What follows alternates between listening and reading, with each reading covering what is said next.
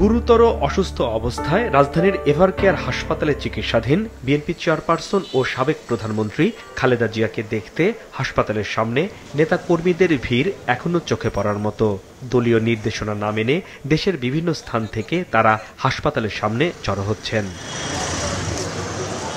চিকিৎসক এবং খালেদা জিয়ার পরিবারের ঘনিষ্ঠ সূত্রে জানা গেছে, বিএনপি চেয়ারপারসনের শারীরিক অবস্থা এখনো শঙ্কামুক্ত নয়। দুপুরে নয়াপল্টনে বিএনপির কেন্দ্রীয় কার্যালয়ে এক সংবাদ সম্মেলনে দলের সিনিয়র যুগ্ম মহাসচিব রুহুল কবির রিজভী জানিয়েছেন, বিএনপি চেয়ারপারসনকে বিদেশে নেয়ার এখনো কোনো পরামর্শ দেননি তার চিকিৎসকরা।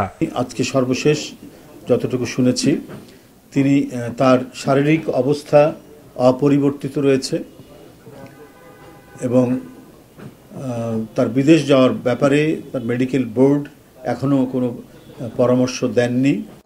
খালেদা জিয়ার শারীরিক অবস্থার কারণে পক্ষকালব্যাপী বিএনপির মশাল রোড শো কর্মসূচি স্থগিত করার কথাও জানান রিজভী।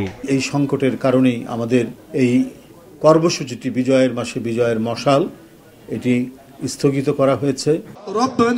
দলীয় নেত্রীর সুস্থতা কামনায় ঢাকা মহানগর দক্ষিণ বিএনপির উদ্যোগে পল্টনের আনন্দ কমিউনিটি সেন্টারে এক দোয়া মাহফিলে বিএনপির স্থায়ী কমিটির সদস্য মির্জা আব্বাস বলেন, খালেদা জিয়ার জন্য যা করা দরকার তা করা হবে।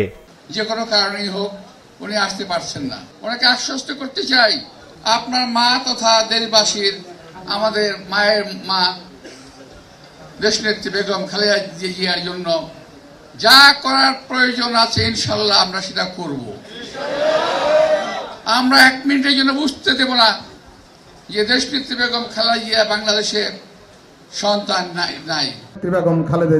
এদিকে ময়মনসিংহ, রংপুর, বগুড়া সহ দেশের বিভিন্ন জায়গায় বিএনপি চেয়ারপারসনের রোগ মুক্তি ও সুস্থতা কামনায় দোয়ার আয়োজন করা হয়। হাসনাইন তানভীর, মাছরাঙা সংবাদ, ঢাকা।